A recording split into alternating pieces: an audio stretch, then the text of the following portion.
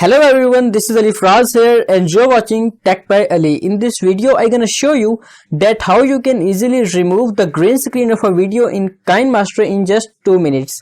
So let's get started. First you will have to open the KineMaster in your mobile phone. After this you have to click on this plus button and select the empty project.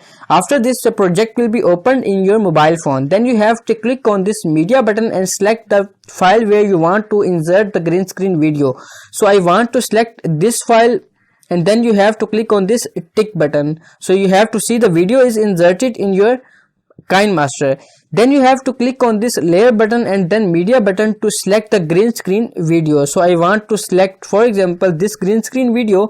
So you have to see the green screen video is inserted in your video. After this you have to enable the chroma key. You have to click on this chroma key button and enable this chroma key and then click on tick button. You have to see the green screen video is removed. When you play your video, you have to see this is your video and this is your green screen animation of subscriber button.